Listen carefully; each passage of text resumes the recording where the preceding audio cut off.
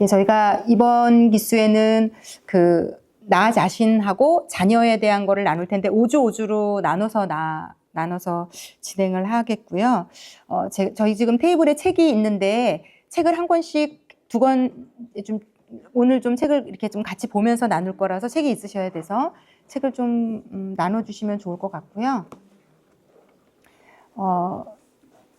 이 책 제목이 제가 처음 소개받고 무슨 이런 제목이 다 있지? 책 제목이 나의 다정하고 무례한 엄마잖아요.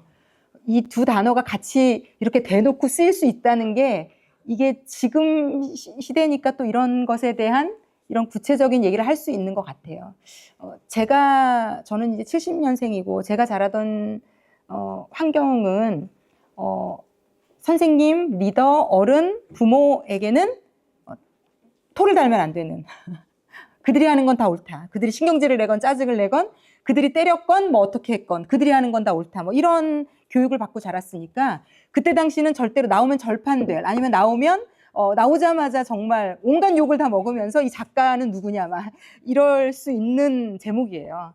근데 네, 어쨌든 이게 되게 좀 아프기도 하고 이상한 감정이에요. 하여튼 이 책이 주는 제목이 제가 저희 담임 목사님께도 이거 저희 어머니 학교에서 드린다고 어제 드렸거든요. 그랬더니 제목을 읽더니 제가 저희 엄마를 이해해야 되는군요. 이러셔서 제가 어머니를 이해하시는 게 아니라 목사님을 이해하는 데 도움이 되실 거라고 제가 그랬더니 네. 그래서 5주는 나의 다정하고 무례한 엄마, 이게 엄마를 이해하는 책이 아니라 나를 이해하는 책입니다. 그래서 조금 아프실 수도 있고 하여튼 기분이니까 아주 묘하고 이상한 감정들이 막 오가실 수 있어요. 그런데 굉장히 필요한 5주라고 생각이 들고요.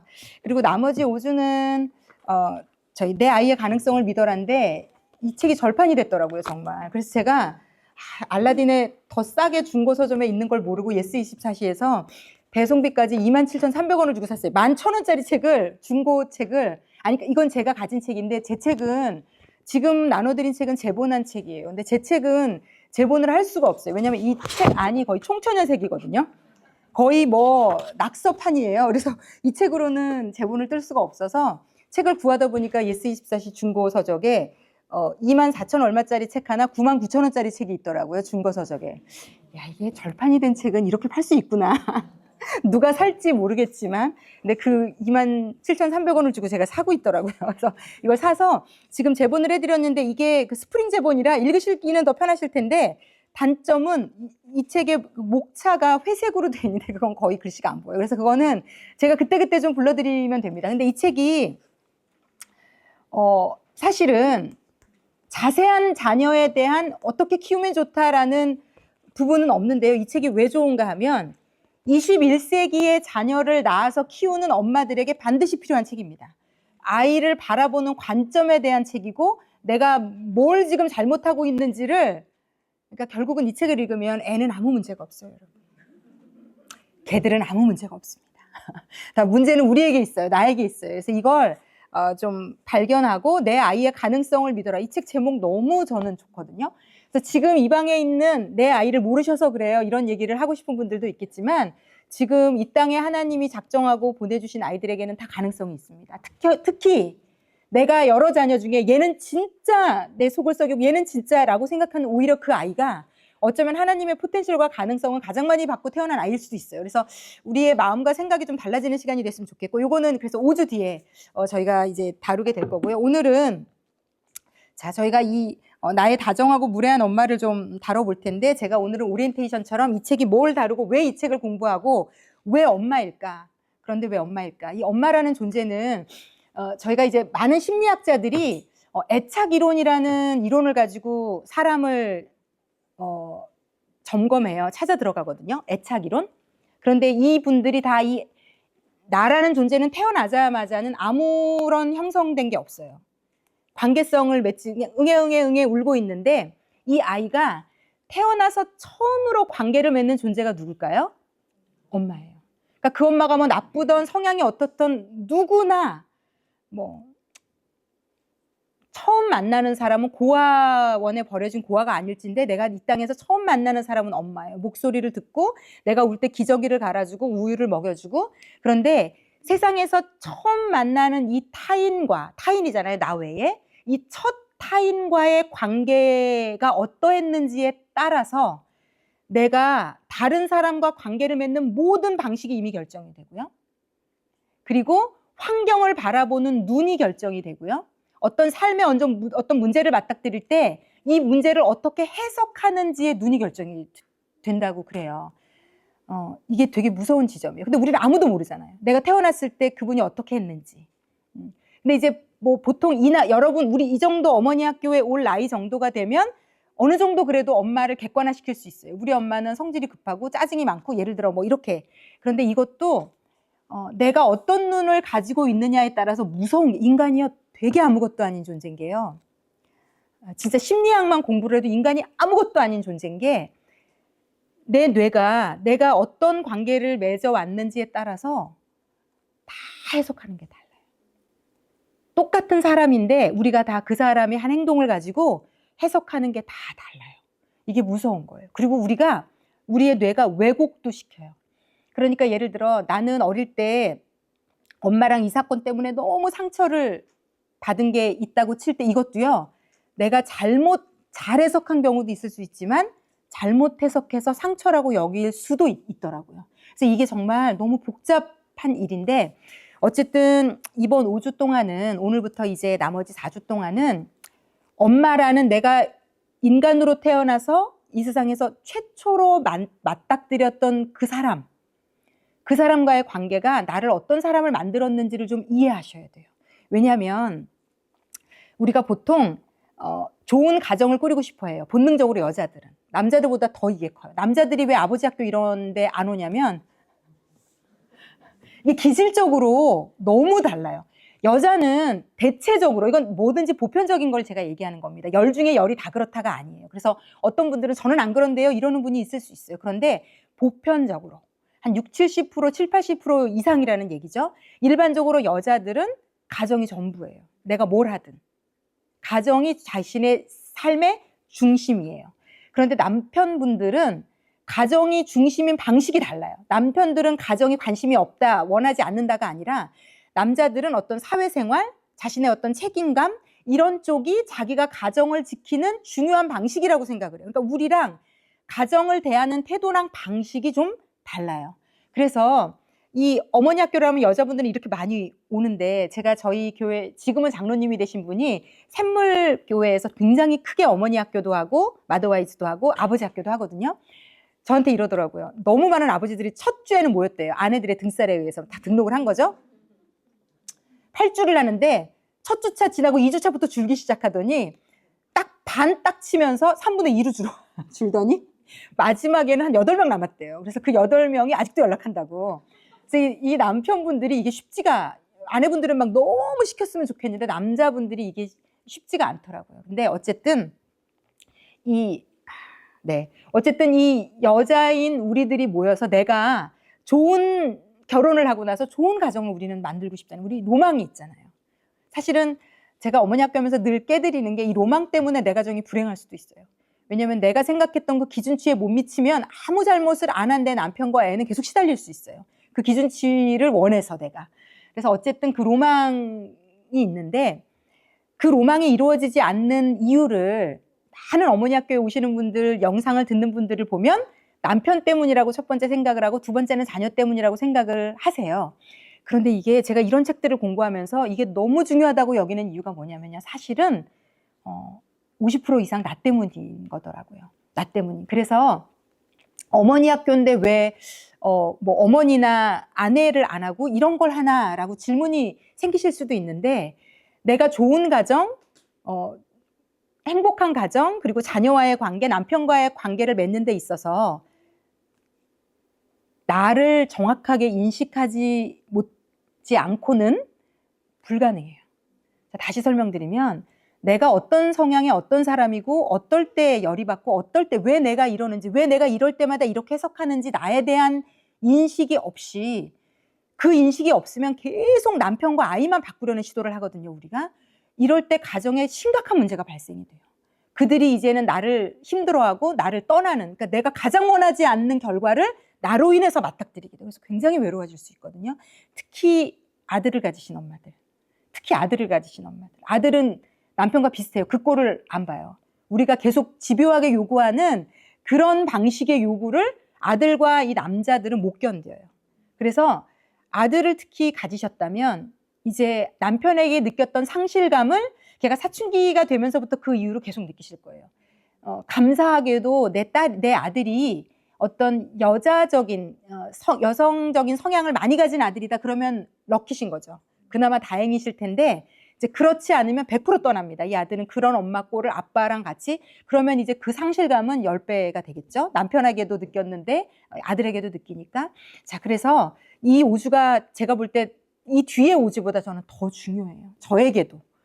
왜냐면 나를 계속 인식하고 직면하는 건 세상에서 가장 중요한 일이고요. 나를 모르면 아무것도 할 수 없다. 그래서 지금 이제 제가 PPT에 저희가 지금 할게요. 우리가 지금 그래서 하려는 게 뭐냐면요. 이 엄마라는 매개를 통해서 내 문제가 뭔지를 발견하게 해드릴 거예요. 나의 문제가 뭔지. 그리고 그 다음에 이제 문제를 발견하면 직면할 수 있게 도와드릴 거고요.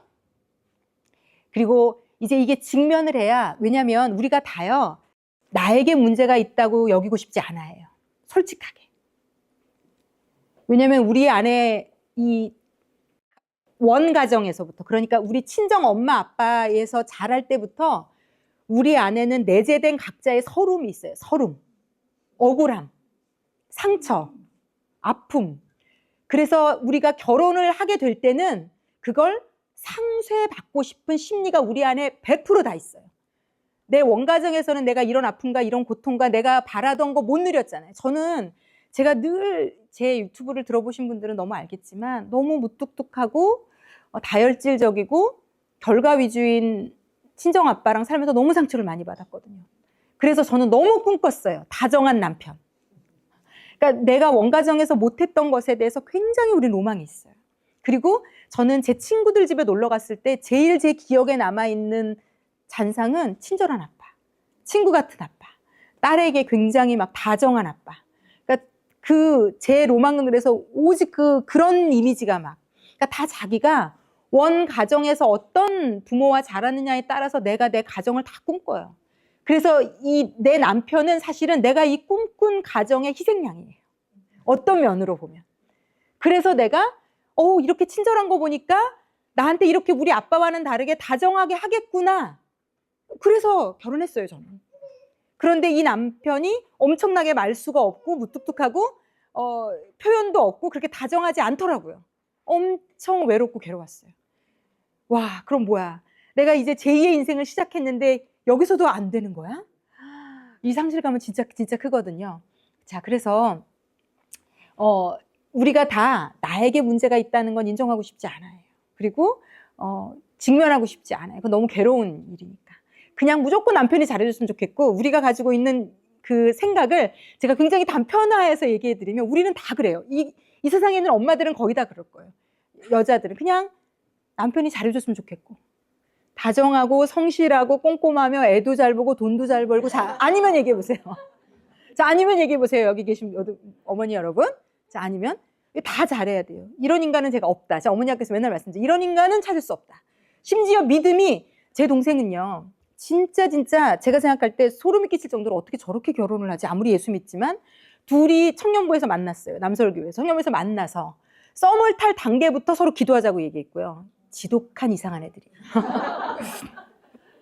썸을 탈 때부터 서로 대화를 나누며 기도에 돌입했고요.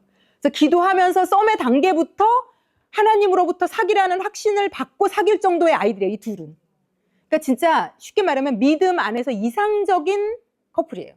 제가 볼 때 좀 이상적인. 근데 잘 들어보셔야 돼요. 이게 끝이 아니에요.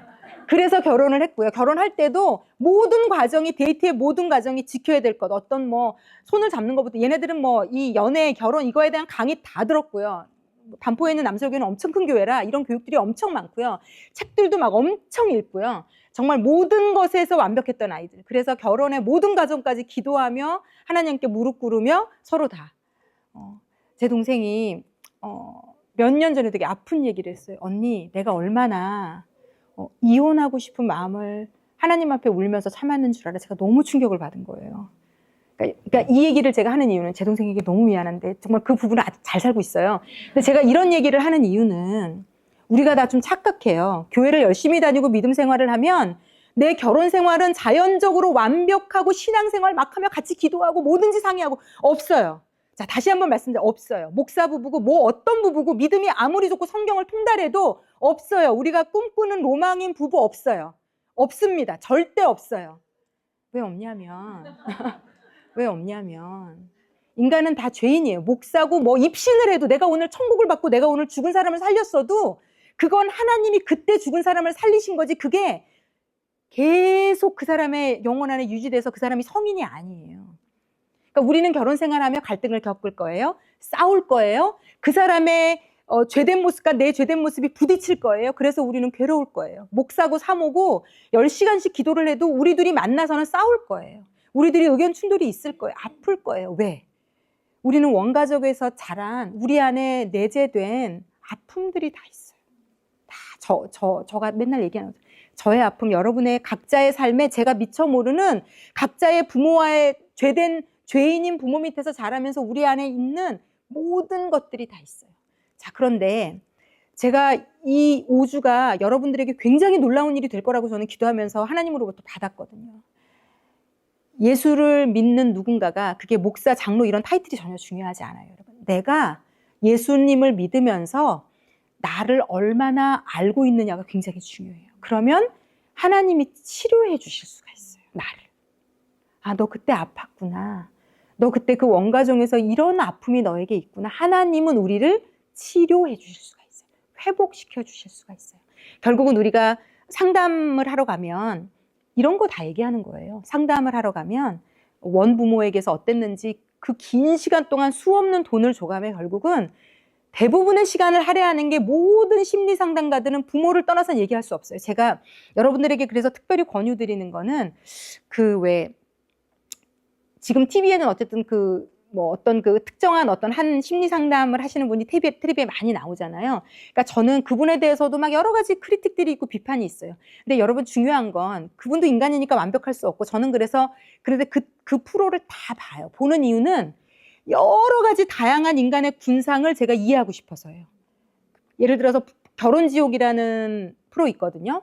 저는 여러분들이 그거 꼭 보셨으면 좋겠어요. 제가 이번 주에 보고 온 부부도 제가 계속 지금 그걸 보고 있는데 그걸 보다 보면 그 중에 내 남편 같은 사람이 나와요. 그리고 그 중에 나 같은 사람이 나와요. 근데 제가 더 여러분에게 그걸 보라고 하는 이유는 그 중에 나와 닮은 정말로 어릴 때부터 아픔이 있는 그런데 그분들은 그 비디오로 일상생활을 담은 걸 보여주잖아요. 그러면 이제 내가 객관화되는 게 되게 중요하거든요. 여러분들도 여러분들의 일상을 비디오 캠에 담아서 본 적 없잖아요. 근데 이게요, 그걸 보고 나면 내가 객관화가 되지 그거 안 보면 내가 객관화 안 돼요. 다 어떤 생각이 있냐면 나는 다 옳았고 남편이 잘못했다고 생각해요. 말싸움을 하고 나서. 근데요, 그걸 보고 나면요, 그 박사가 묻죠. 어떠세요? 지금 본인이 한 것에 대해서 물어봐요. 지금 본인이 저렇게 하신 거에 대해서 어떠세요? 그랬더니 제가 저렇게까지 인상 쓰고 얘기했는지 몰랐네요. 이런 얘기들이 나와요. 그러니까 남편이 왜 이렇게 화를 내? 나는 이제 남편이 화낸 것만 봤잖아요. 내 표정 못 봤잖아요. 내 말도 못 봤잖아요. 이럴 때 어떻게 반응하는지 못 봤잖아요. 근데 내 눈에는 누구만 보이는가? 열내고 화내고 있는 소리 지른 집어 던진 남편만 보이니까 그게 막 억울하고 분하고 미칠 것 같고 그런데 이건 다 역학이거든요, 부부관계는. 내가 아무것도 제공하지 않았음에도 불구하고 그가 그러는 일이 있을 수 있는데 흔하지 않아요. 이 역학이에요. 어쨌든 그래서 어떤 이런 부부나 이런 것들이 나오는 근데 그거 힘들어서 못 보시는 분들도 있는데 저는 결혼지옥 강추합니다. 만약에 남편에 대해서 문제가 있으시다고 한다면. 그리고 남편에게 문제가 없어도 좀 보셨으면 좋겠어요. 나를 발견하는데 아주 도움이 됩니다. 우리 결혼 안 한 청년들 지금 여기 2분 있는데 보시면 정말 도움되고요. 그래서 다시 제가 지금 오늘은 강조하고 싶은 건 나예요, 여러분.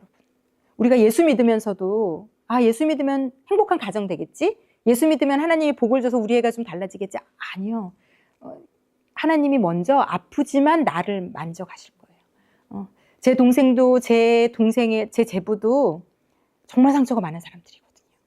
그러니까 그렇게 믿음 가운데 기도 응답 받고 결혼했어도 둘이 24시간을 있다 보니까 제 동생이 가진 상처, 제가 이제 제 동생 얘기도 안 해드릴 수가 없어서 할 텐데 5주 동안 제 동생의 남편이 가진 상처들이 만나면서 이 친구들이 그 고통의 시간을 정말로 둘이 아프게 보냈어요. 그런데 이들에게 믿음이 있었기 때문에 기도하면서 견디고 이기고 나아지면서 걸어가는 겁니다. 그래서 여기 우리 싱글인 친구들도 있는데 제가 진짜로 얘기하고 싶은 건요. 우리가 꿈꾸는 로망적인 가정은 예수를 믿고 점점 변화되면서 만나게 되는 거지, 내가 진짜 믿음 좋은 사람을 만나면 저절로 이루어지는 커플은 없어요.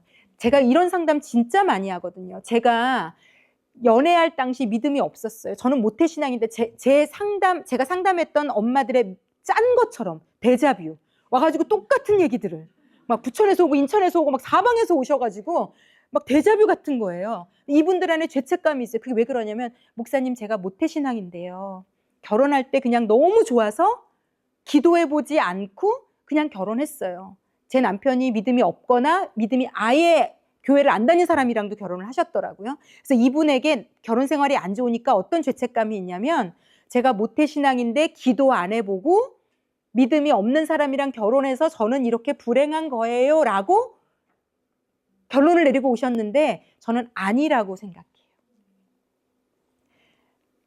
아무리 예수를 내가 잘 믿었어도요, 나를 인식하지 못한 장로 부부, 권사 부부, 안수 집사 부부, 모태신앙, 6대째 모태신앙이 제 아들은 5대째인데 별로 그렇게 믿음 좋지 않거든요. 이게요, 목사님 아들이니까 그냥 무조건 좋으려니, 이분은 저런 믿음의 엄마 밑에서 자랐으니까 좋으려니, 제가 이런 임상적인 데이터를 많이 가지고 있어요. 진짜 저한테 와서 좀 물어보세요. 심지어 어떤 분은 저에게 제가 스크롤을 내리고 이게 언제 끝나지? 할 정도의 이메일을 보내셨는데, 이분은 어떻게 만났는가? 청년부에서 그 부모님은 교회의 장로 권사님이고 가장 믿음 탑인, 그 교회에 누가 봐도 가장 믿음 탑인, 그리고 그 아들, 그래서 모든 청년부들과 교회에 저 집으로 시집가는 여자는 로또다, 복받았다, 저렇게 믿음 좋고 대대로 믿음 좋은 우리 믿음 좋은 사람들의 교과서, 저런 집에 시집을 가야 돼.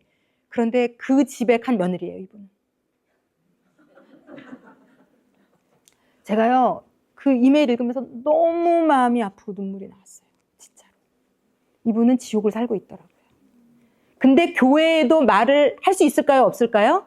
절대 못해요. 이 교회는 거의 그 가족의 교회 같이 돼 있거든요. 그 장로님, 권사님, 이 아들 어릴 때부터 그 교회에서 자란, 이 친구도 거기를 다녔지만 이 거의 성골, 이 급에 미치지 못하는, 여기서 함부로 시어머니, 시아버지 얘기했다가는 교회에서 사람들이 막 이상하게 볼 수 있는.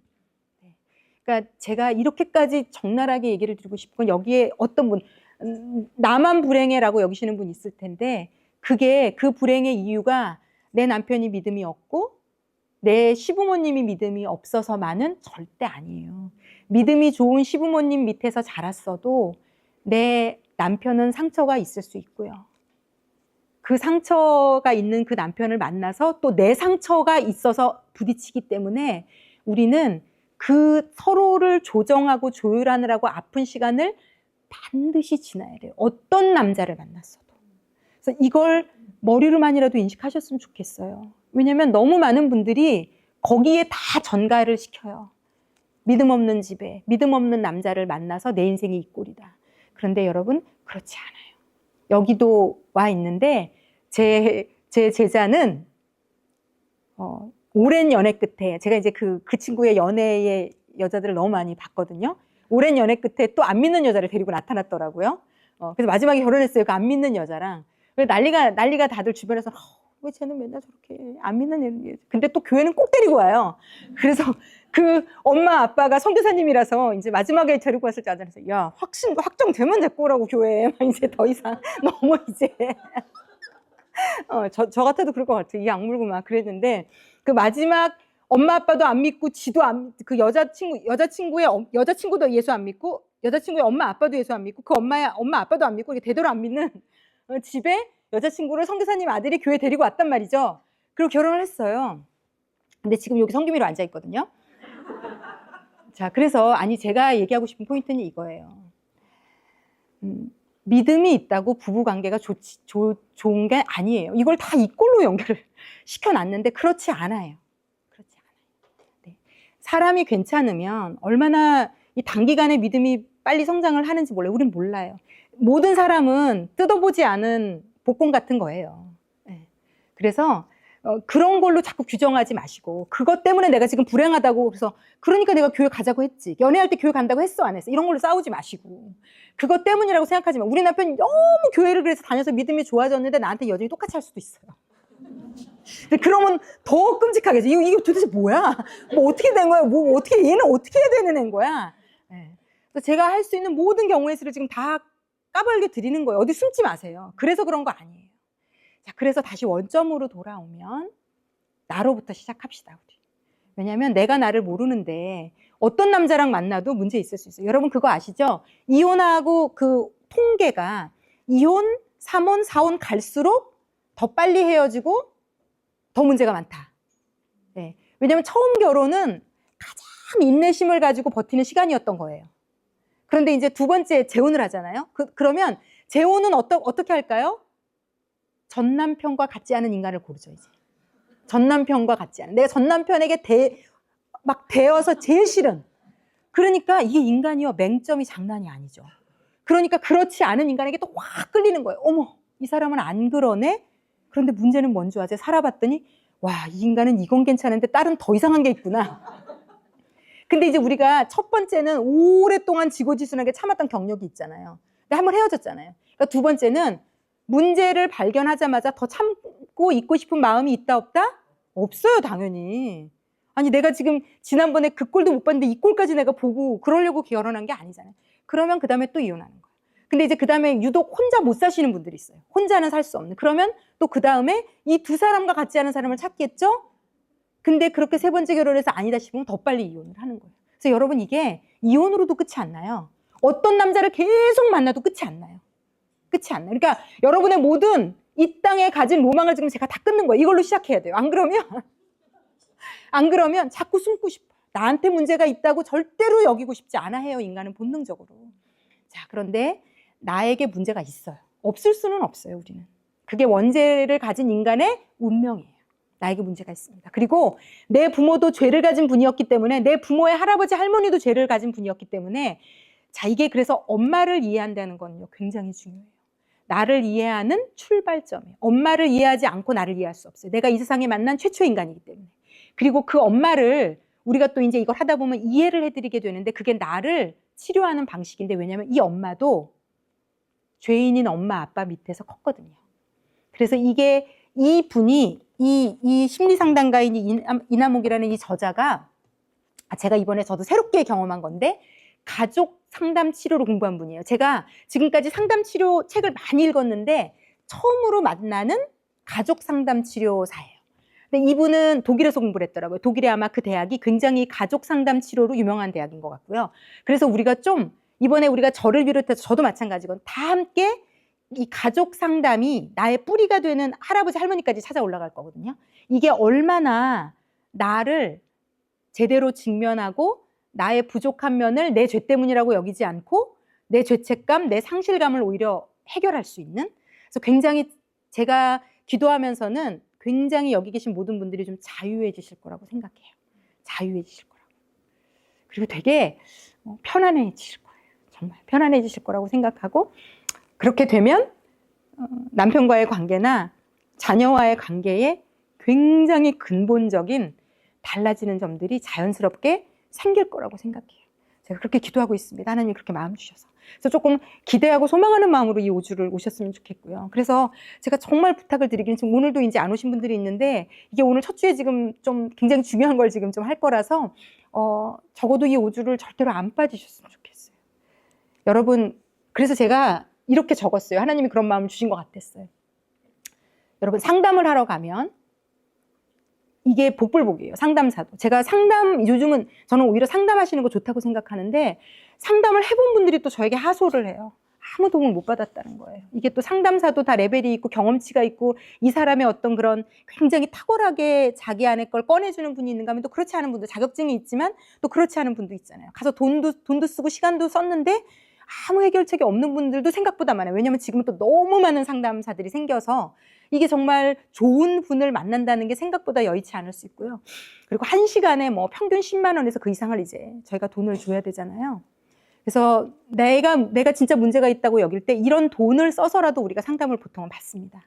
그래서 제가 정말 권유를 드리고 싶은 건 이 5주는 내가 지금 여기 10만 원, 20만 원 상담료 냈다고 생각하고 오셨으면 좋겠어요. 안 그러면 안 오시더라고요. 늦게 오시고 안 오시고 막 이렇게.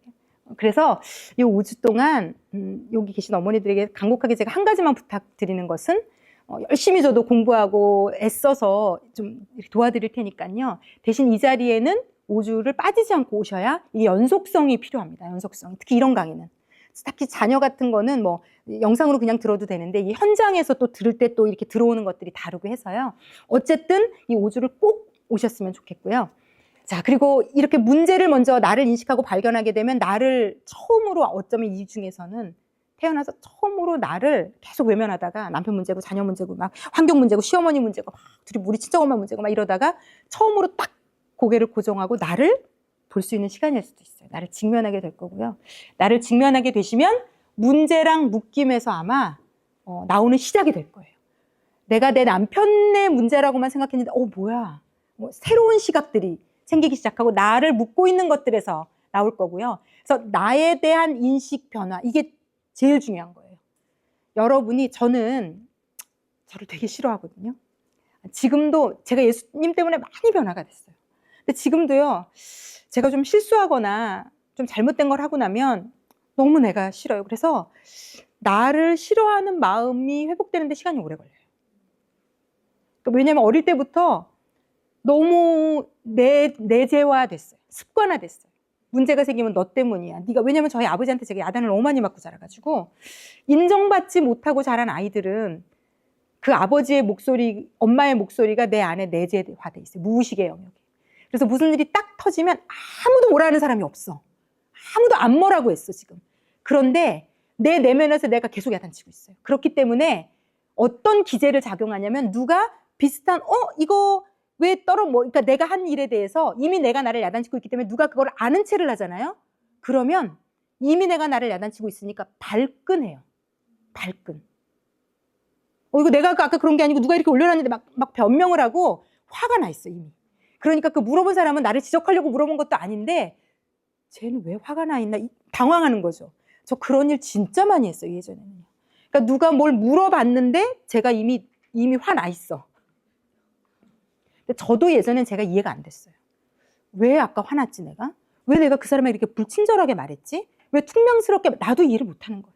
근데 이제는 알아요 제가 왜 그러는지까지 이제 정확하게 알고 거의 많이 없어졌어요. 진짜 놀라울 만큼 이제는 바로 알아채요. 내가 지금 심정적으로 불안할 때 이제는 알아채요.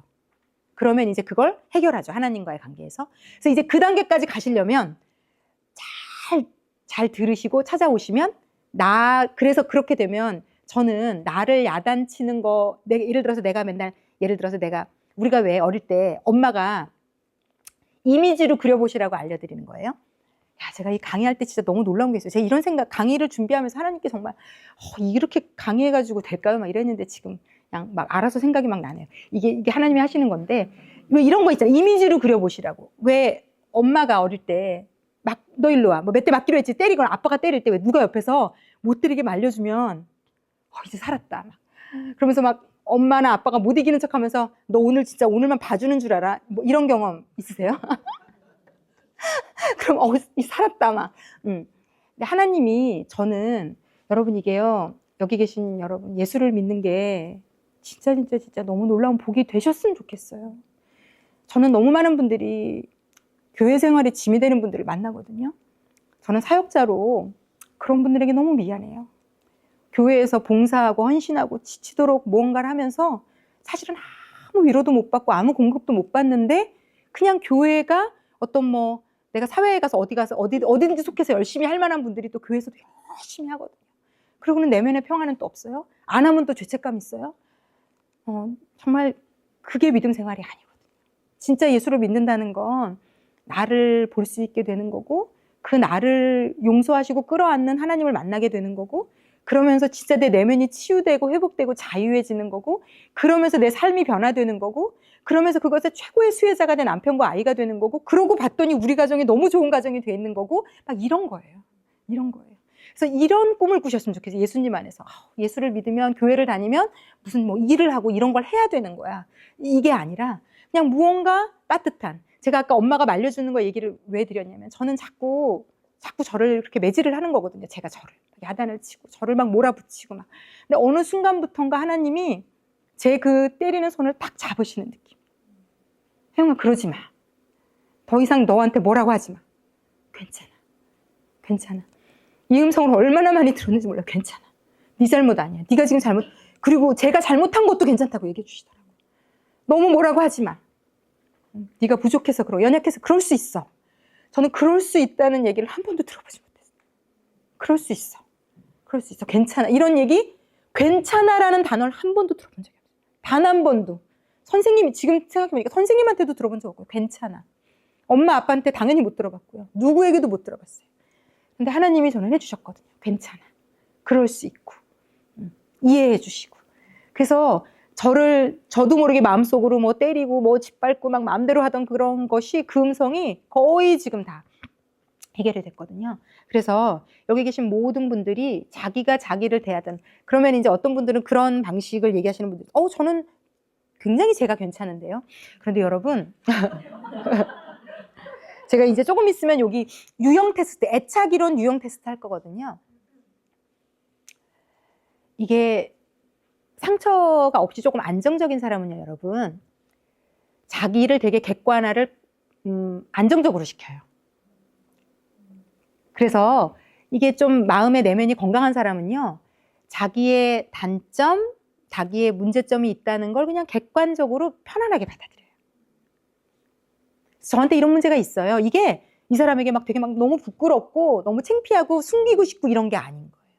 그래서 안정적인 사람은 오히려 자기에게 문제점도 있고 좋은 점도 있다는 걸 인식하고 있어요. 그래서 너무 자기를 좋게만 일변도로 생각하지 않아요. 그래서 이게 심리적으로 여러분, 나를 또 너무 좋게만 생각하는 것도 양극단은, 그러니까 심리학적으로 이렇게 보시면 돼요. 양극단은 다 문제예요. 양극단은 다 문제예요. 그러니까 나한테 문제가 아예 없다고 생각하는 것도 나는 문제가 있기만 해와 완전 똑같은 거 하나도 다르지 않아요.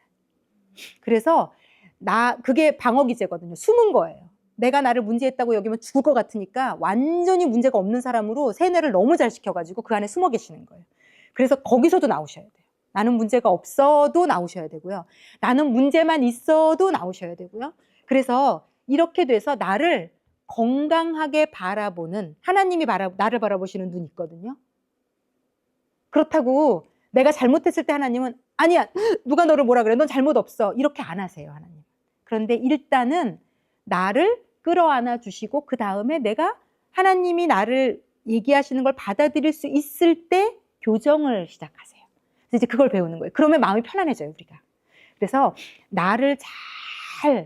그래서 나를 좀, 아까 뭐 우리 그 성김이 여기 인도하는 성김이 어머니 학교 잘 와서 자기를 이렇게 하라는 것처럼 스스로에 대해서 쓰담쓰담도 하고, 잘못했을 때도 건강하게 자기 자신을 해결할 수 있는 방법을 줘요. 저같이 내면에서 자기를 많이 야단치는 사람은요, 배우자와의 관계에서 엄청나게 부딪히고 싸울 수밖에 없어요. 왜냐하면 이미 내가 나를 야단쳐서 분노 게이지가 여기까지 있으니까요. 저 같은 성향의 사람은 그 다음에 뭘 시작을 하냐면, 자기를 계속 찌르는 게 아프니까 뭘 하냐면, 이 문제를 누군가에게 전가시킬 대상을 찾기 시작해요. 전가시킬 대상. 이건 무의식적으로 일어나는 거예요.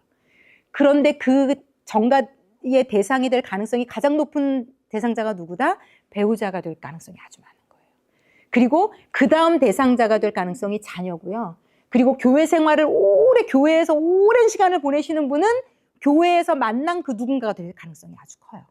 그래서 이 모든 관계의 시작점에 있는 나를 해결하는 지금 상황이고, 내가 나를 굉장히 편안하게 다 이렇게 해결하고 하나님의 방식으로 놓아줄 수 있으면요, 이제 똑같은 방식으로 남편이 하고 자녀가 하는 것에 내 텐션과 이 기저에서 작용하는 어떤 마음이 완전히 바뀌었기 때문에 굉장히 모두가 다 사는 길이 열릴 수 있어요. 모두가. 나 하나 내가 나를 놓아줬는데 모두가 다 사는 길이 열릴 수 있어요. 모두가. 이게 놀라운 기적의 시작이에요. 기적. 이게 인간 상담사만 하나 잘 만나도 이런 과정을 거치는 거예요. 결국은. 그런데 우리가 예수님 안에서는 더 놀라운 아름다운 적극적인 변화가 사실 올 수 있거든요. 자, 그런데 이게 단시간에 이루어지는 일이 아니에요. 상담을 하더라도. 그래서 어떤 분들이 이런 책들 읽어보면 그렇게 얘기해요. 상담을 오다가 조금 괜찮아지면 그만두는 분이 있다는 거예요. 근데 그러면 대부분 다시 돌아간대요. 그래서 제가 볼 때 이런 내면적인 어떤 이런 것들을 시작을 하셨으면 롱텀을 두고 오래 두고, 왜냐하면 저같이 지금 13, 14년을 어머니 학교 하는 사람도 제가 이번에 이 책 하면서는 또 새로운 은혜를 많이 받았거든요. 그래서 저에게도 굉장히 지금 도움이 되고 있어요. 그러니까 우리가 이건 나를 찾는 과정은 계속 해가시면 좋을 것 같아요.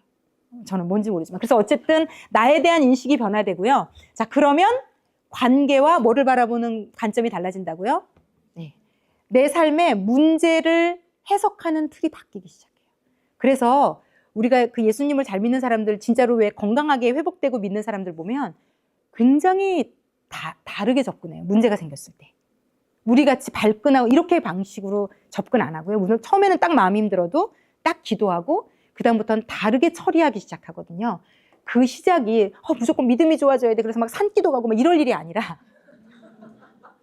예전에는 그런 식으로 다 해결하셨던 것 같아요. 제가 볼 때는. 더 성경을 막 열심히 죽어라고 파고 막 교회의 모든 것에 더 열심히 동참하고, 그게 나쁘다는 게 아니라 많은 분들이 교회 생활 열심히 하는 분들은 교회 사역에 숨어요. 내 문제는 아직 아무것도 해결 안 됐는데 그걸 사역을 열심히 하면 해결되겠지로 덮어요. 그래서 오히려 신앙생활 열심히 하는 사람들 중에 가정에 문제가 있거나 내면에 결핍이 있는 분들이 더 많을 수도 있어요. 왜냐하면 그런 분들은 열심히 하고 있기 때문에 대부분 리더잖아요. 또 그러니까 누군가에게 말도 못할 거 아니에요. 내가 힘들다, 내가 어렵다, 사실은 내가 이렇게 열심히 하면서도 안식이 없다, 이런 얘기 함부로 못하니까 더 곱는 거죠, 사실은. 그래서 어쨌든요, 그래서 우리가 나를 찾는 여행을 오늘부터 시작할 거고요. 오늘 첫 단추는 애착이론이라는 관점 하나로 딱 끼우고 우리가 테스트하고 마치도록 할게요. 자, 애착이론은 뭐냐면 아까도 말씀드린 것처럼 내가 처음 만나는 인간인 엄마와의 관계에서 형성된 나를 찾아가는 거예요. 이게 되게 재미있게도요. 제가 조금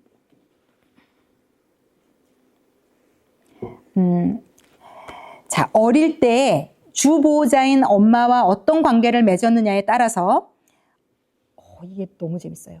내가 나를 바라보는 관점, 첫 번째는 이게 형성이 돼요. 제가 요거를 네 분류로 자세히 설명드릴 거예요. 자, 그런데 전체적으로 보면 엄마와의 관계가 어릴 때 어땠느냐에 따라 특히 0세부터 아주 짧은 기간을 봐요.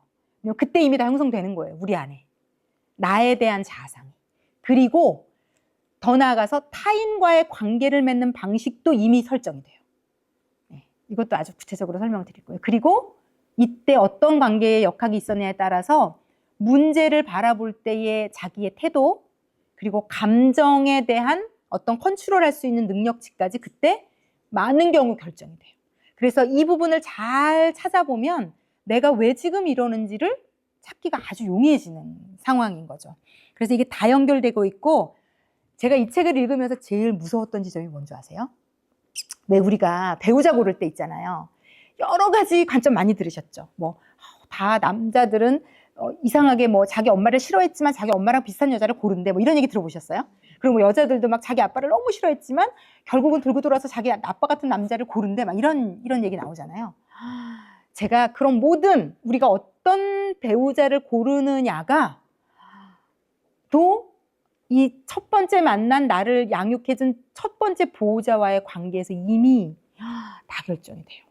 이게 정말 너무 놀라운 지점이고, 이걸 제가 자세히 설명을 해드릴게요. 왜냐하면 이게요, 이때의 관계가 건강하게 결정되지 않은 사람은요, 자, 지금 남편, 자, 강제로 결혼하신 분 없죠?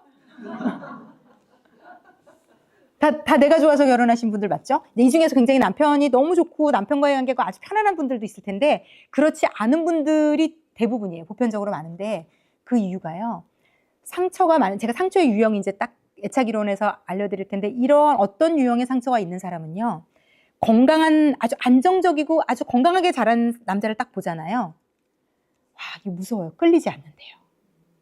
끌리지 않는다. 그리고 심지어는 그 사람하고 같이 있을 때 심지어 불안하기까지 해야 돼요. 왜냐면 내가 한 번도 그걸 못 느껴봤기 때문에 그 느낌이 오히려 불안하고, 왜 상처가 많고 뭔가 내가 도와줘야 될 것 같고 무언가 막 그런 사람이 본능적으로 끌리면서 나랑 맞다고까지 여기는, 그래서 그 사람을 고르게 되는, 그래놓고 지가 골라놓고 지가 되게 후회하잖아요. 네. 그래서 이게 이 모든 연결고리에 있기 때문에 제가 볼 때는 사실 이런 강의는 결혼하기 전에 들으면 좀 좋겠다 이런 생각도 뭐 우린 이미 다 뭐 골랐는데 끝났는데 뭐. 근데 저는 어쨌든 간에 이게 뭐 이걸 다 듣는다고 내 상처가 한꺼번에 치유되는 것도 아니라, 저는 제 남편은 하나님이 제게 주신 가장 좋은 사람이라고 사실 믿어요. 어쨌든 자, 이렇게 고르는 것까지, 뭐 가정 관계를 유지하는 것까지, 자녀를 키우는 방법까지 여기 다 맞물려 있어요. 그러니까 정말 중요하다고, 심리학자들은 진짜 중요한 포인트라고 봐요. 이 엄마와의 이 처음 관계가. 자, 그래서 이 애착의 유형을 보시면, 이거는 이제 책을 좀 보셔야 돼요. 책의 47쪽을 좀 한번 보시겠습니다.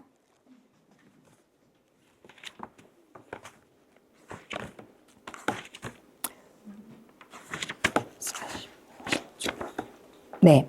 47쪽에 보면 지금 이제 우리가 뭘 하려고 하냐면, 여기 뭐라고 돼 있죠, 여러분? 성인 애착 유형 테스트예요. 이게 이제 엄마와 내가 어떤 관계였는지를 여러분이 객관화시켜서 볼 눈이 없기 때문에 이 테스트를, 이걸 지금 1번부터 번호가 36번까지 있거든요. 이제 이거를 같이 할 거예요. 여러분 지금 이제 먼저 하지 마세요. 펜이 없으시면 손을 좀 들어주세요. 펜이 없으시면 펜이 필요하십니다. 펜이 다 있으신 거죠? 성기미 분들이 좀 만약에 없는 분들 좀 도와주셨으면 좋겠고요. 자, 먼저 요거를 통해서 우리가 뭘 알아볼 거냐면 51쪽으로 넘어가 보시면 점수를 매겨볼 거거든요. 그러면 점수를 매기면 여기 보면 제일 처음에 51쪽에 안정애착이라고 나와요. 그리고 그 다음에 불안적 양가적 저항애착, 불안적 회피적 애착, 불안적 혼란형 애착이 나와요. 이게 무슨 말인지를 제가 이 테스트를 하고 나서 자세히 설명을 드리려고 해서 오늘은 내가 어떤 유형인지 알고 가시면 돼요. 그래야 제가 이제 다음 주부터 강의하는 것이 자기의 유형에 맞춰서 이게 이해를 하실 수 있거든요.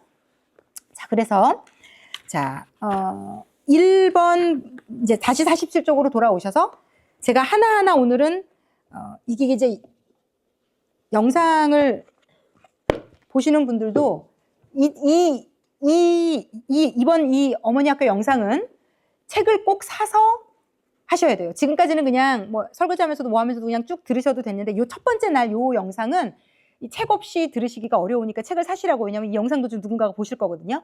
그래서 책을 좀 꼭 사셔서 이거를 먼저 해보시고 나서 설명을 들으시라고 좀 권유를 드리고 싶고요. 자, 그럼 47쪽부터 한번 저희가 같이 한번 볼게요. 자, 펜을 가지고 1번부터 차례차례로 체크하시면 됩니다. 자, 1번은 전혀 그렇지 않은 거고 5번은 매우 그렇다에 체크하시는 거예요. 자, 1번. 내가 얼마나 호감을 가지고 있는지 상대방에게 보이고 싶지 않다. 보이고 싶으시면 5번이고 보이고 싶지 않으면 아닌가요? 잠깐만, 내가 얼마나 호감을 가지고 있는지 상대방에게 보이고 싶지 않다. 아, 네. 보이고 싶지 않으면 5번이고 보이고 싶으시면 나는 보여도 돼. 그러면 1번으로. 중간이면 3번 쓰시면 됩니다. 내가 얼마나 호감을 가지고 있는지 상대방에게 보이고 싶지 않다. 네, 그럼 2번으로 넘어갈게요. 오늘 지금 같이 하고 있기 때문에 저희 성기미들이랑 이거 미리 했었거든요. 근데 질문이 있으셨거든요. 이해가 안 될 때 손 드셔도 돼요. 자, 2번. 나는 버림을 받는 것에 대해 걱정하는 편이다. 하는 편이면 5번. 전혀 안 하시면 1번 쪽으로 가시면 됩니다. 버림을 받는 것에 대해 걱정하는 편이다. 자, 3번입니다. 나는 다른 사람과 가까워지는 것이 매우 편안하다. 쉽게 친해진다. 매우 그렇다 5번, 전혀 그렇지 않다 1번. 자, 4번으로 넘어갈게요. 나는 다른 사람과의 관계에 대해 많이 걱정하는 편이다. 이 관계가 괜찮을까? 좋을까? 나쁠까? 많이 걱정하는 편이다. 5번, 그렇다면 5번, 그렇지 않으면 1번이에요. 자, 이걸 다 체크는 하셔야 됩니다. 어떤 번호가 됐든. 잘 모르면 중간 번호로 선택하셔도 돼요. 다음 장으로 넘어가 볼게요. 자, 다음 장으로 넘어가시면 5번. 상대방이 막 나와 친해지려고 가까이 다가올 때 꺼려하는 나를 발견한다. 상대방이 막 나와 친해지려고 할 때 꺼려하는 나를 발견한다. 약간 뭔가가 꺼려지는.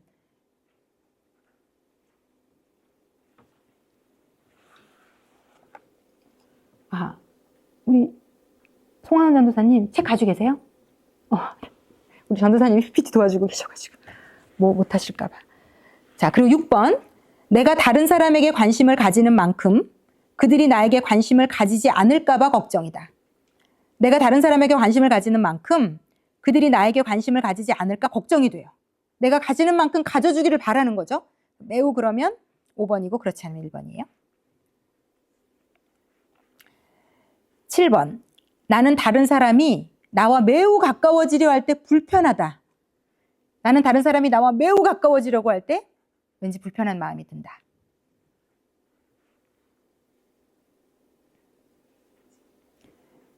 자, 8번. 나는 나와 친한 사람을 잃을까 봐 꽤 걱정이 된다. 나는 나와 친한 사람을 잃을까 봐 꽤 걱정이 된다.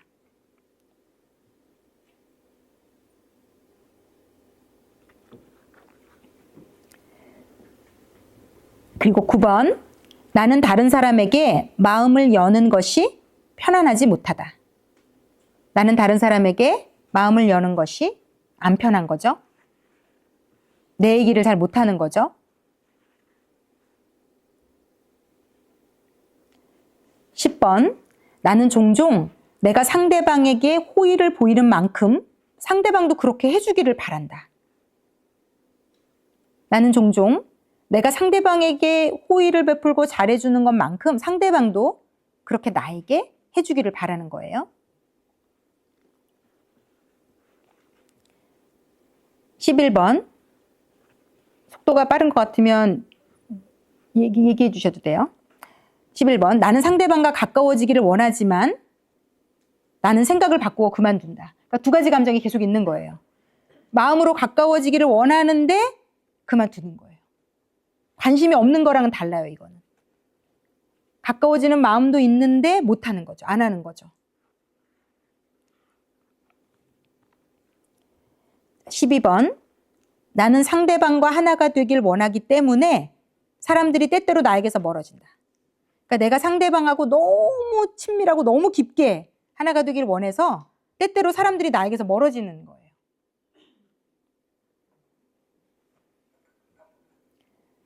13번. 나는 다른 사람이 나와 너무 가까워졌을 때 예민해진다.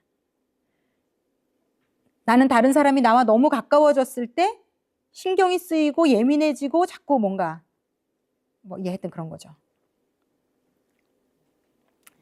14번. 나는 혼자 남겨질까 봐 걱정이다. 14번. 나는 혼자 남겨질까 봐 걱정이다.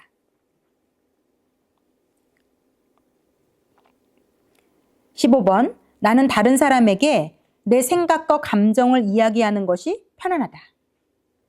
나는 다른 사람에게 내 생각과 감정을 이야기하는 것이 편안하다. 16번.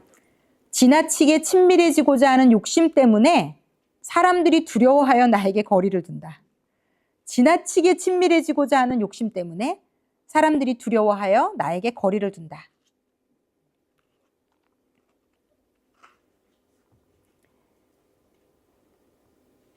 17번. 나는 상대방과 너무 가까워지는 것을 피하려고 한다. 나는 상대방과 너무 가까워지는 것을 피하려고 한다. 18번. 나는 상대방으로부터 사랑받고 있다는 것을 자주 확인받고 싶어 한다. 나는 상대방으로부터 사랑받고 있다는 것을 자주 확인받고 싶어 한다. 19번. 나는 다른 사람과 가까워지는 것이 비교적 쉽다. 나는 다른 사람과 가까워지는 것이 비교적 쉽다. 20번.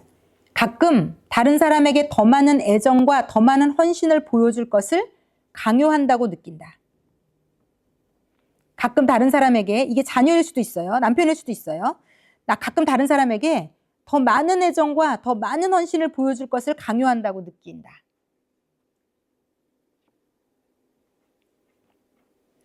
21번. 나는 다른 사람에게 의지하기가 어렵다. 21번. 나는 다른 사람에게 의지하기가 어렵다. 22번. 나는 버림받는 것에 대해 때때로 걱정하지 않는다. 나는 버림받는 것에 대해 때때로 걱정하지 않는다. 23번. 나는 다른 사람과 너무 가까워지는 것을 좋아하지 않는다. 나는 다른 사람과 너무 가까워지는 것을 좋아하지 않는다. 24번. 만약 상대방이 나에게 관심을 보이지 않는다면 나는 화가 난다. 만약 상대방이 나에게 관심을 보이지 않는다면 나는 화가 난다. 25번. 나는 상대방에게 모든 것을 이야기한다. 나는 상대방에게 모든 것을 이야기한다. 26번. 상대방이 내가 원하는 만큼 가까워지는 것을 원치 않음을 안다. 그러니까 상대방 쪽이 내가 원하는 만큼 가까워지는 것을 원치 않는다는 걸 내가 안다는 거예요. 그가 내가 가까워지는 걸 안 원하는구나. 이걸 내가 알고 있다는 거예요. 이게 제일 우리가 성기미들 할 때 이해를 못 하시더라고요. 이해되셨어요?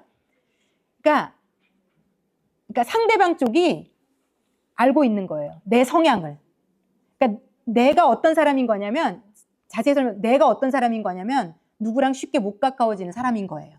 그래서 상대방 쪽이 저 사람 내가 이렇게 가까워지는 걸 원치 않는구나를 알아챌 정도인 거죠. 내가 그러니까 내가 잘 못 다가가고 못 친해진다는 걸 상대도 알아채는 거예요.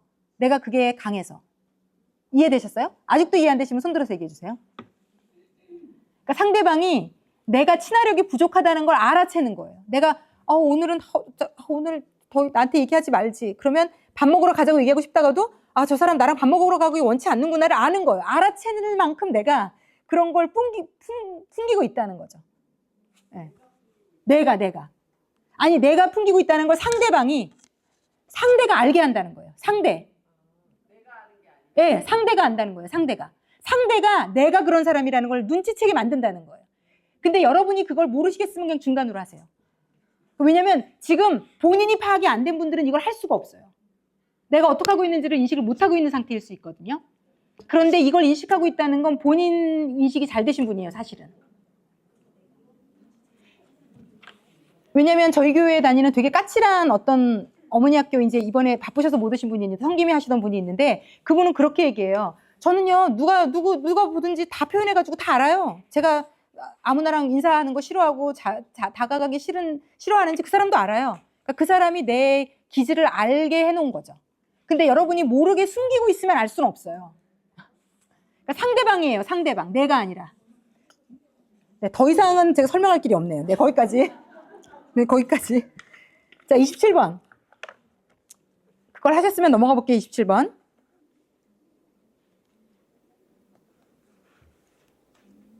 자, 페이지 넘기셨나요?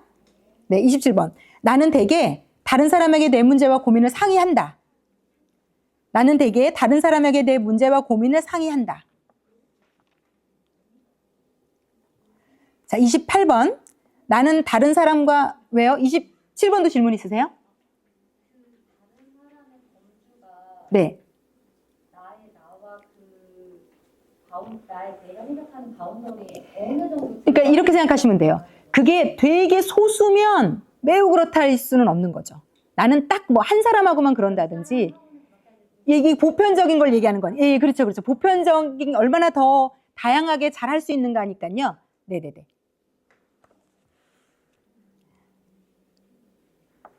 나는 다른 사람과 28번. 나는 다른 사람과 교류가 없을 때 다소 걱정스럽고 불안하다.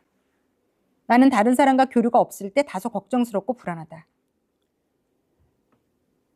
자, 29번. 다른 사람에게 의지하는 것이 편안하다. 편안하고 쉽게 의지하는 거예요. 다른 사람에게 의지하는 것이 편안하다. 30번. 상대방이 내가 원하는 만큼 가까이에 있지 않을 때 실망하게 된다. 30번. 상대방이 내가 원하는 만큼 가까이에 있지 않을 때 실망하게 된다. 이거 끝나고 혹시 질문 있으시면 다시 여쭤볼게요. 상대방이 내가 원하는 만큼 가까이에 있지 않을 때 실망하게 된다. 이게 뭐 자녀, 배우자부터 뭐 일반적으로 친구들 다 포함해서요. 자, 31번. 나는 상대에게 위로, 조언 또는 도움을 청하지 못한다. 나는 상대방에게 위로, 조언 또는 도움을 청하지 못한다. 32번. 내가 필요로 할 때 상대방이 거절한다면 실망하게 된다. 내가 필요로 할 때 상대방이 거절한다면 실망하게 된다. 33번. 내가 필요로 할 때 상대방에게 의지한다면 도움이 된다. 내가 필요로 할 때 상대방에게 의지한다면 도움이 된다. 34번. 상대방이 나에게 불만을 나타낼 때 나 자신이 정말 형편없게 느껴진다. 상대방이 나에게 불만을 나타낼 때 나 자신이 정말 형편없게 느껴진다. 35번. 나는 위로와 확신을 비롯한 많은 일들을 상대방에게 의지한다. 그러니까 위로도 그렇고 확신도 그렇고 상대방에 의해서 좌지우지 되는 거죠. 나는 위로와 확신을 비롯한 많은 일들을 상대방에게 의지한다. 36번. 상대방이 나를 떠나서 많은 시간을 보냈을 때 나는 불쾌하다. 상대방이 나를 떠나서 많은 시간을 보냈을 때 나는 불쾌하다. 누군가가 나 없이 재미있고 괜찮고 막 이런 것에 대해서 내가 이제 어떻게 느끼냐는 거죠. 상대방이 나를 떠나서 많은 시간을 보냈을 때 나는 불쾌하다. 자, 혹시 36번까지 중에 질문이 혹시 있으시거나 아직 커버가 안 됐다. 손들어서 표시해 주세요. 자, 이걸 다 하셨으면 이제 점수를 매길 텐데, 자, 제 설명을 듣고 점수를 매기셔야 돼요. 이게 우리 성기미들도 굉장히 난항을 겪었어요. 그래서 제가 제 설명을 듣고 이거를 다 덧셈을 하셔야 되는데 덧셈의 문제가 아니라 여기에 뭐가 문제가 있냐면, 자, 지금부터 지금 내가 예를 들어서 5번을 동그라미 쳤으면 5점, 3번을 동그라미 쳤으면 3번 이렇게 하시면 되는데 5개의 번호만 그대로 하시면 안 되는 번호가 있어서 그걸 불러드릴 거예요, 지금. 그러니까 제가 지금 불러드리는 번호는 제가 지금 불러드리는 점수로 계산하셔야 돼요. 이해하셨나요? 네. 그래서 지금 제가 불러드릴 테니까 그 번호의 점수로 계산하셔야 돼요. 자, 3번 문제를 보시고 3번 문제는요. 나는 다른 사람과 가까워지는 것이 매우 편하다. 이거는 5번을 쓰셨으면 1점이고요. 그러니까 3번만 옆에다 표시해 두세요. 내가 5번을 했으면 다른 번호는 5점을 더했잖아요. 그런데 이 3번은 내가 5번을 체크했으면 1점으로 계산하셔야 돼요. 그러니까 본인의 거를 지금 아예 써놓으세요. 5점, 제가 불러드릴게요. 5점이면 5번을 체크하셨으면 1점인 거고요. 4번을 체크하셨으면 2점인 거고요. 3번을 체크하셨으면 3점이고요. 2번을 체크하셨으면 4점이고요. 1번을 선택했으면 그럼 몇 점일까요? 5점이에요. 그걸 더하셔야 돼요. 요 번호만. 그러니까 옆에다 점수 써놓으세요. 그 점을 더하시면 돼요. 나중에 총 계산하실 때. 자, 그리고 15번으로 넘어갑니다. 15번도 그래요. 15번. 15번도 5번을 표시하셨으면 1점 더하시면 되고요. 4번을 표시하셨으면 2점 더하시면 되고요. 3은 중간이라 똑같아요. 2번을 표시하셨으면 4점 더하고 1번을 표시하셨으면 5점을 더해야 돼요. 그래서 그거를 15번 옆에다 써놓으시고요. 그리고 19번. 19번도 5점이면 1점, 1점이면 5점이에요. 3점이면 3점. 19번 옆에도 본인의 점수를 다르게 써놓으셔야 돼요. 2점이면 4점 쓰셔야 되고 4번 표시하셨으면 2점 쓰셔야 돼요. 그리고 22번. 22번도 똑같아요. 거꾸로 점수를 옆에다 해놓으셔야 돼요. 나중에 2점수를 더하셔야 됩니다. 22번 그렇고요. 25번도 그래요. 25번. 25번도 반대로 점수 기입하셨나요? 그러고 나면 27번 넘어가 보세요. 27번. 27번도 5번 표시한 분은 1점 적으시고 1번 표시하신 분은 5점 적으시면 돼요. 그리고 29번. 29번도 그렇게 계산해서 옆에 써놓으시고요. 31번. 31번도 그렇게 점수 매겨서 옆에 써놓으세요. 31번. 그리고 마지막 33번도 그렇게 점수를 옆에 써놓으세요. 33번. 31번, 33번. 써놓으셨으면 이제 36번까지 전체 점수를 더하시되 지금 저랑 한 번호만 그 옆에 쓴 점수를 더하시면 됩니다. 지금 다 더해 보실게요. 자, 짝수 홀수 다 다르게 더해야 된대요. 아, 정말 죄송합니다.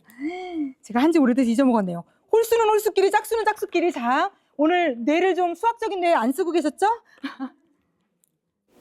자, 이게 덧셈 뺀셈의 문제라면 집에 가서 하시는 걸 제가 어떻게 해드릴 수가 없어서 자, 계산해가지고 집에서 해보시고요. 왜냐면 제가 오늘 원래 강의는 요 애착 유형 4가지를 다 설명드리는 건데 그것까지 하면 우리 오늘 점심도 못 먹고 계속 날 새야 돼요. 그래서 요거 제가 다음 주에 요 설명을 오늘 자기가 어떤 유형인지 일단 아시고 가시고요.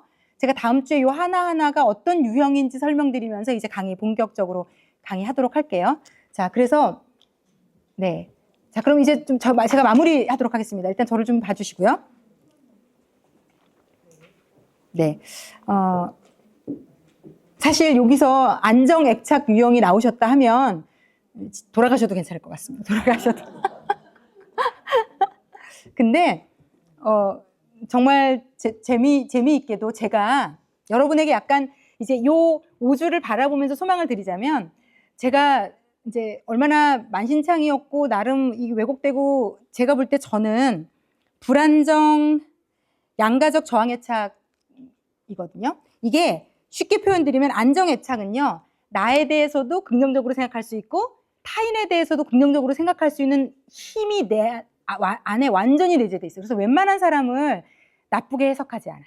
나쁘게 보지 않아요. 그러니까 바보같이 군다는 게 아니라 건강하게 바라볼 수 있어요. 그리고 나쁘다고 해서 어떻게 이렇지 않는 되게 안에 단단한 자원이 있는 거예요. 안정애착은. 나를 볼 때도 실수할 수 있어. 실수한 거 아깝지만 여기에 보면 되게 재밌는 게 이렇게 나와요. 요걸로 일단 예를 들어드리고 오늘은 마무리를 하면 되겠네요. 뭐냐면 예를 들어서 과거를 떠올릴 때 있잖아요. 나의 과거를 떠올릴 때 좋은 얘기만 하는 사람이 있어요. 좋은 얘기만 하는 사람. 저는 좋은 얘기만 하는 사람은 긍정적인 사람이잖아요. 그런데 과거를 떠올릴 때 우리 부모님은 되게 좋은 분이었고요. 우리 부모님은 그러니까 부모님부터 모든 게 다 아무 문제가 없어. 아무 문제가 없는 얘기만 일변도로 하는 분들은 여기 애착 중에 양가적 회피적 애착이에요. 양가적이 아니라 회피적 애착이에요. 그러니까 이게 어릴 때부터 엄마가 계속 무언가 원하는 걸 전혀 안 해줘서 하여튼 이러면 다 설명을 해야 되는군요. 아니 제가 이렇게 하면 안 돼요. 이거 다음 주에 할게요. 그래서 어쨌든 쉽게 말하면 요 차이는 뭐냐면 안정 애착은 나에 대해서도 타인에 대해서도 다 동그라미인 거고요. 회피적 애착은 이렇게만 딱 설명드릴게요. 나에 대해서는 괜찮아요. 남에 대해서는 절대 못 믿어요. 절대 못 믿어요. 그래서 내가 혼자 하는 게 편하고요. 내가 뭐든지 혼자 하는 게 차라리 낫고 고민도 그러니까 얘기도 잘 못하고 의지도 못하고 신뢰도 못해요. 그러니 이런 분이 이제 결혼을 했으니 내가 볼 때 이 남편이 죽어났을 수 있다 이제. 그러니까 뭐든지 하면 왜냐면 본인이 계속 이미 못 믿는 회로가 계속 이미 있어요. 어떻게 보면 남편이 열심히 사랑을 구했거나 뭘 했겠죠. 그래서 그냥 슬쩍 한번 그래 그냥 이 사람이면 했는데 인간인지라 계속 그게 유지가 안 되는 걸 발견한 순간 이제 문 다다다닥 수백 개 다 닫히는 거죠 이제. 그래가지고 그 철창을 남편도 뚫고 들어오기 어려울 거예요. 그래서 어쨌든 이제 이 회피적 애착은 나에 대해서는 그러니까 이 세상에 믿을 건 나밖에 없는 거예요. 그리고 타인은 다 못 믿어요. 근데 이게 엄마와의 관계에서의 기인된 거예요. 자, 그리고 반대로 양가적 이 저항 애착은요. 나는 절대로 못 믿을 존재인 거예요. 나는 절대로 못 믿을 존재예요. 그래서 남은 괜찮아요. 그래서 이런 사람들은 정도의 차이에 따라서 남을 의지해요. 남을 너무 의지해요. 그래서 남에게 실망도 잘하고요. 상처도 많이 받고요. 기대도 또 많이 해요. 내가 이만큼 해줬는데 네가 이만큼 왜 안 해줘?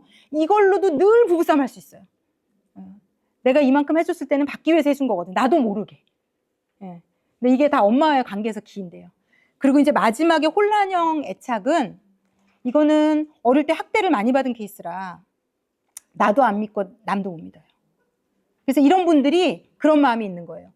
저 사람하고 친해지고 싶다라고 마음이 있다가도요. 막상 친해지려고 하면 막 불안하기 시작해요. 왜냐하면 자기와 이 세상에서 제일 친했던 존재가 아이러니하게도 나를 공격한 케이스잖아요. 그러니까 이 두 감정 사이에서 너무 고통하는 거예요.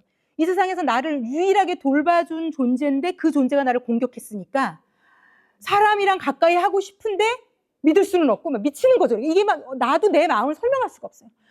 저 사람 좋다. 그런데 가까이 하면 안 될 것 같아. 그러니 이게 얼마나 힘들지. 상상할 수 없어요, 정말. 그러니까 이런 우리가 여러 가지가 다 있는 거거든요. 그래서 이제 이 부분에 대한 나의 인식이 있으셔야 내가 어딘지를, 저는 100%이 양가적 저항 애착이에요. 나는 절대로 못 믿어요. 오히려 남을 믿으니까 되게 좋아 보이는 누군가에게 확 엎어질 수 있어요. 확. 그래놓고 이제 실망하면 또 막 난리가 날 수 있겠죠. 왜냐면 의지한 만큼 또 실망하면 안 되기 위해서 의지했으니까. 그래서 이게 근데 제가 여러분에게 왜 소망을 드린다고 얘기했냐면, 제가 이번에 이걸 했잖아요. 제가 보니까 예전에 저로 하면은 극심한 양가적 저항의 착이에요. 그런데 제가 이번에 그냥 지금 이제 예수 믿고 변화된 저로 한 거거든요. 뭐가 더 좋아 보이는 쪽으로 한 게 아니라 지금 내가 생각할 때 근데 제가 안정애착으로 돌아섰더라고요.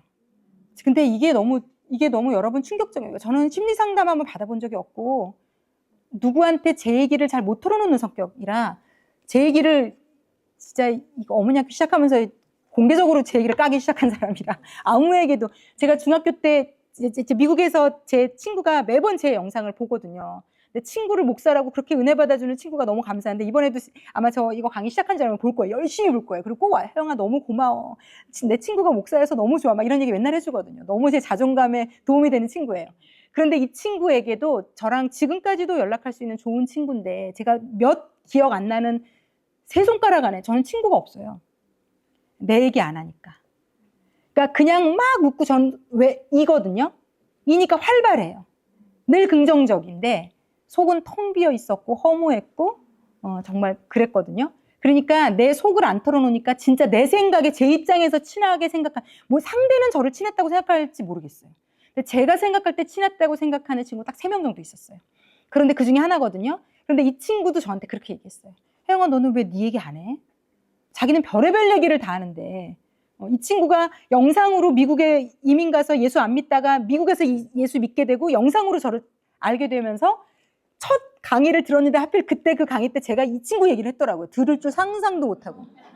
얘가 중2 때 주황색 빨래끈 사가지고 이렇게 학교 왔었거든요. 나 오늘 이거 가지고 목매서 죽을 거야. 이렇게 이제 그거 가지고 왔는데, 제가 그 얘기를 어머니 학교 때 했는데 얘가 처음 킨 영상이 그걸 듣고 저한테 이메일이 왔어요. 혜영아 너 나 기억하니? 이메일이 왔는데 혜영아 너 나 기억하니? 이름을 안 얘기하고 영상에서 내 얘기했더라.